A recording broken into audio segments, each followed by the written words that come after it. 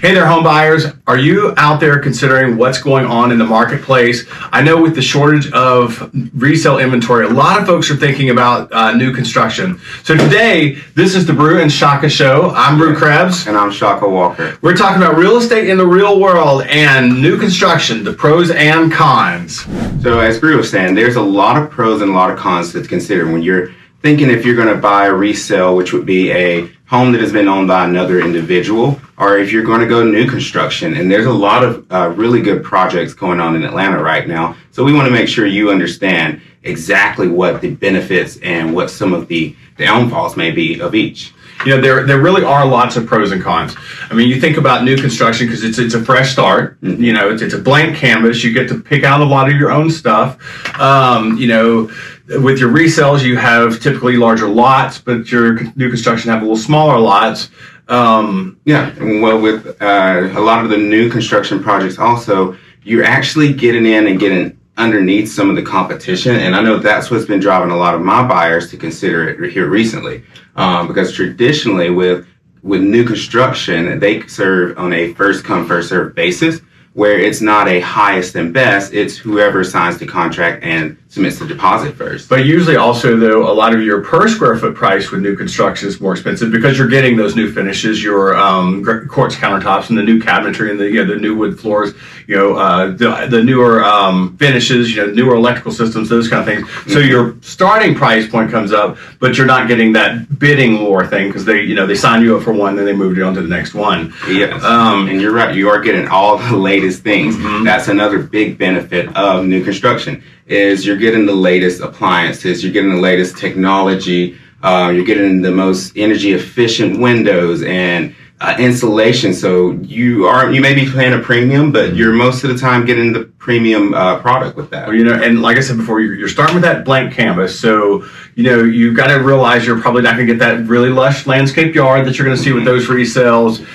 Those lots are not going to be quite as big. You're probably going to be able to see your neighbors more, but you're going to get those new finishes, the energy efficiency, new windows, the things that you don't have to replace, those air conditioners that are brand new. Mm-hmm. Where with your resales, your air conditioners are probably a little older. They're closer to their end of their lifespans. Hot water heaters are a little bit closer to their end of their lifespans. You may need to replace the roof, those kind of things. Yeah. As you go along. Well, speaking of them being new, with new things, you usually have less problems or a longer lifespan than with resale. But on top of that, most builders are giving you what is a builder's warranty, so that you have at least a home warranty to cover your first year. They usually do a 210 structural home warranty to cover the buttons. Well, you get a second year of basically builder coverage on your appliances, but most of your appliances have like a 5-year warranty anyway. Then you get the 10-year structural warranty, so that covers if there's a major structural defect during that first 10 years, that kind of stuff is covered. Some of the things that we do think about with new construction though is it does take a little bit longer sometimes to get those done. Yeah. And you do often have to kind of get the bugs out right after you move in, because normally when you move into a new home, you do the walkthrough a week before closing. You do a second walkthrough maybe the day before closing. Make sure everything's pretty much done, but you're going to find other little things that kind of come up as you're during that first year. And that's one reason that the builders have that 1-year warranty. Mm-hmm. And I've seen some of the really good builders, they actually go back through at the end of that first year. There are some that never come back. There are some that once they get your money, you never see them again. So it is important that you know who you're buying from. When you pick one of the good builders, you're in really good position.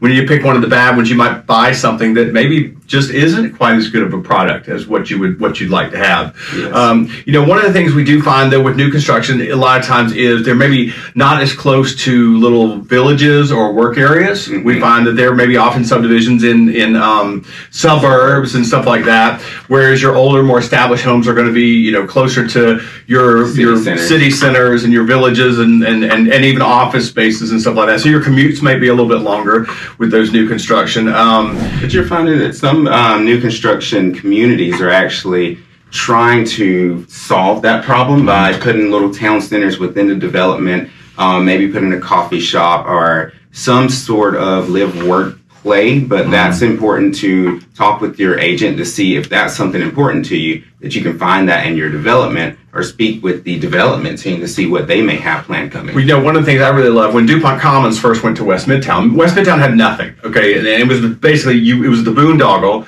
and you went out there and they had nothing, but they put in a nice club center, they put in walking paths, they put in little fields that the kids could play on, they put in all kinds of little mini parks throughout the place, and it made it much more attractive so that people would move over there and make the little bit of drive into Midtown. I mean, because West Midtown has changed considerably. Obviously, at this point, you're seeing all of the stuff booming in that neighborhood.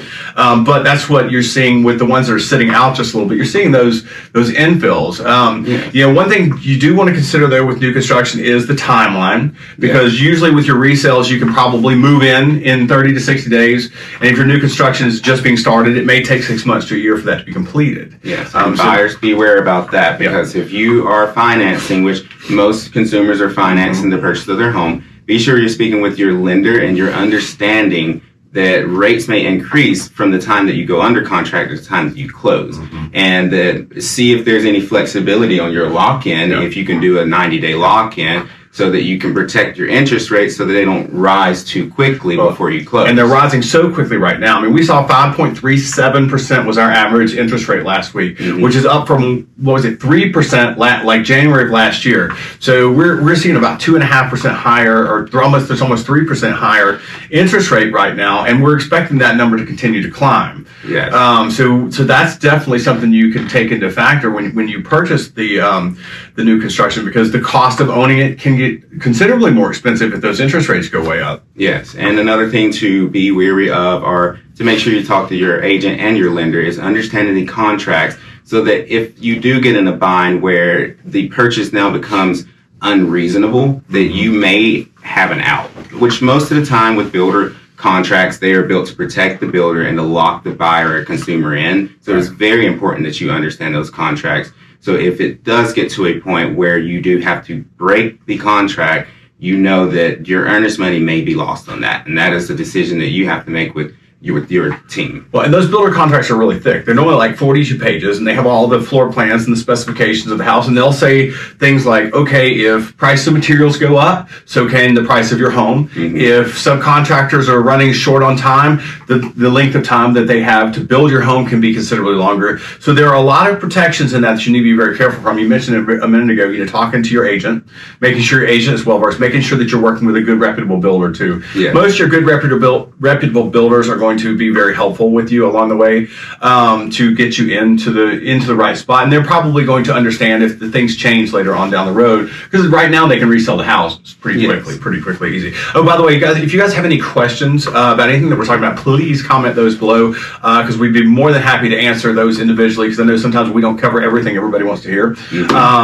So be sure that you take a look, or that you make notes of those, and we'll answer those as quickly as we possibly can, because there are a lot of pieces to the new construction pie.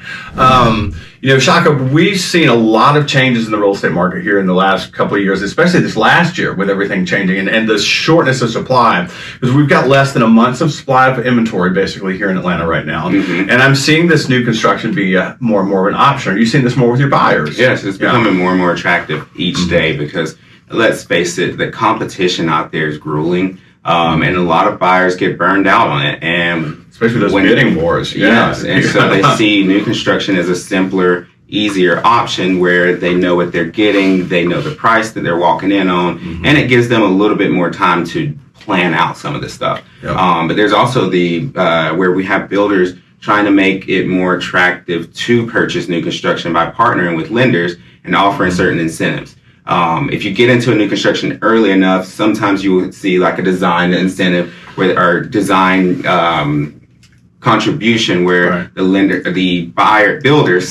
builder may give you an extra $1,000 or $5,000 to pick out some of the nicer finishes. Well, and a lot of times when you're first starting in a subdivision where nothing else has been built, the prices are a little bit cheaper. Because as they get them built and you're closer to finished and everything's ready to go, the prices of the homes tend to go up a pretty good bit.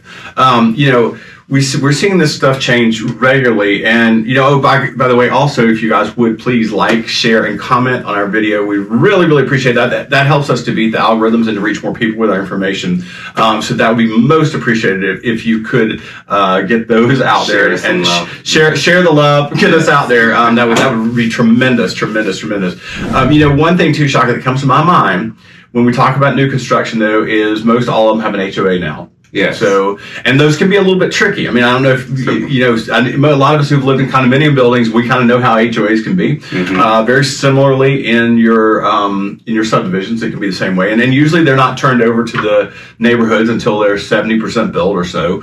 So the builder handles most of it in the beginning. And a lot of times what I've seen when you get these HOAs is, okay, you got really, really low HOA fees in the beginning, but then once the builder's out of the picture, the HOA fees go way up because there's a lot of things that weren't accounted for necessarily in the new build or the initial part of getting out there. So those are some really important things to think about in addition to that. Read your HOA documents. Read those bylaws. You make sure you get your copy early on so that you can go through them, ask any questions, and know what you're walking into. One thing with HOAs that I've started seeing as a benefit to new construction is usually, I would say there's maybe about 3 condominiums in the Atlanta area that I know of that will allow Airbnb, our short-term leases, where those are either all full, you don't see many of them, or buyers aren't running to capture those. But you're seeing with some new construction now that they are selling the Airbnb rights to about 1 or 2 units within the building.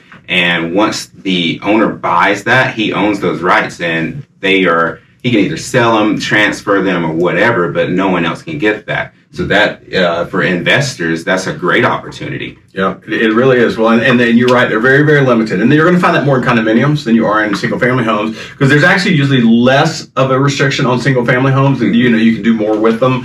But they do have restrictions on, what can you do with the exteriors? Where can you put your trash cans? Those kind of things. And it's important to consider all those ahead of time. I would also say, highly recommend that you look at the budgets for the HOAs, because if you're going to look at the budget and say, you can kind of get a feeling, especially if you have a good agent that's been in the business for a while and or is familiar with new construction, how it works. You want to look at those budgets, and if you see those numbers are really, really low, you can expect your HOA rates to go up. So it's a good idea to kind of look at the budgets, and what they're planning, what they're forecasting for the associations in the coming years, because you may start at $150 a month, then all of a sudden it goes to $400 a month or something like that. So it's important to look at those. And of course, a local expert, wherever you are, is going to be who's going to be able to guide you the best on that information. Because it is important, and it can be a big expense. Yeah. And let's just be honest. Some people may go into new construction thinking, oh, I may not need an agent. This is simple. I just go into the, not even call center, sales center, ask center, them all the questions, and then just sign it. And remember those sales center people, they work for the builder. Yes. they work for the builder. So you want to make sure you have someone equally on your side that's a professional that are used to reading these contracts, that know what to look for and can guide you to make the best decision. So consult with an agent that you trust. And if you don't know one or you need a recommendation, give us a call, because if it's not our area of expertise, I guarantee we can find you a good agent that can help you out. We network with agents all across the country who are at the top of their field. And the reason that we do that is so that if you do have somebody, that you need in Miami or Seattle or New York or LA or whatever it is, we have a go-to person who's an expert in that market. So, and it really does, it's worth its weight in gold. I mean, you can find an agent who really knows their business, knows the business, and know what they're getting you into, or that you're getting into, and it can save you tens of thousands of dollars. I mean, you can make some huge mistakes without knowing it and really get yourself in a lost situation. Speaking of local experts, a lot of times the builders will partner with a local lender to give you incentives to use their lender. Usually they have competitive rates. You can shop around rates, but they usually have the biggest bang for your buck when it comes to partnering with them. They usually will give a couple grand for closing costs, and the builder will match that. I highly recommend you at least speaking with those lenders and comparing that to whoever you may be speaking with. Yeah, because usually if you're using a lender that's not theirs, they do not give you any incentives. That means no builder incentives, no lender incentives. Now, I have seen, though, with some of the builder lenders is that the origination fees might be higher or somewhere like that. So be sure that you're taking all of those things into account. There again, that's where your realtor is going to come in and save you a ton of money, or at least headache, where you don't end up in a situation where you spend a lot more than you should have. Yes. Because it'll really help you out tremendously. A lot of times, like you said, they'll pay the closing costs or some portion of them. And of course, shopping those loan rates are critically important and trying to get them locked in as soon as you can. Of course, if your build is going to be a year out, you can't quite do that. We might see it in a 90-day period or something like that, but I think that's about the longest we've seen for the lock-ins. Have you seen any shorter than that? I've not.